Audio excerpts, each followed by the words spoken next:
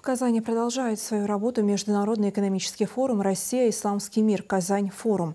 Здесь представлена продукция более 150 компаний из российских регионов и зарубежных стран. Это дает нашим производствам возможность стать частью глобального рынка с маркировкой «Халяль». Форум собрал более 5000 участников из 50 стран мира. Ингушетию представляет делегация во главе с сенатором Микаилом Мелезовым. Мероприятие проходит под девизом «Инновации для устойчивого будущего». Это ключевая площадка для обсуждения глобальных вызовов, технологического прогресса и межкультурного диалога. Для республики сотрудничество с мусульманскими странами – это и укрепление культурных связей, рост исламского туризма, поиск новых инвестиционных партнеров. Так, накануне стало известно, что Ингушетия присоединится к эксперименту по исламскому банкингу. Форум откроет для Ингушетии новые перспективы в ходе обсуждения исламских финансов, экономической безопасности и новых технологий. Цель визита – обмен опыта, изучить положительные практики других регионов, узнать, как работают другие регионы в разных сферах деятельности, участие в разных мероприятиях. Мы уже сегодня в многих мероприятиях принимали участие, и целый день уже практически расписан, и сегодня, и на завтра. Сегодня была очень интересная тематика по исламскому финансированию. Мы активно в этом участвуем. С нашей стороны регион пока не вошел в число пилотных регионов, но мы активно участвуем, чтобы нас включили в пилотный регион по исламскому финансированию. Исламский банкинг, там партнерская работа происходит в этом направлении. И есть большие шансы, что мы, регион Республики Ингушетия, в этом году уже может войти в состав пилотных регионов по исламскому финансированию. Есть другие практики по халял-индустрии. Тоже мы активно здесь взаимодействуем с другими регионами для того, чтобы какие-то практики применить в Республике Ингушетия.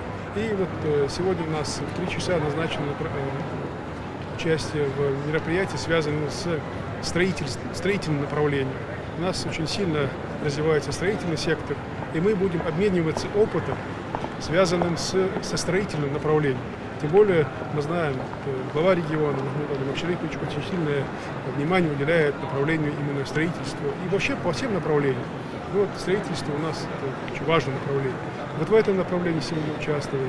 Назначен ряд встреч с иностранными представителями, это Объединенные Арабские Эмираты и другие страны, для обсуждения вопросов взаимодействия с регионом.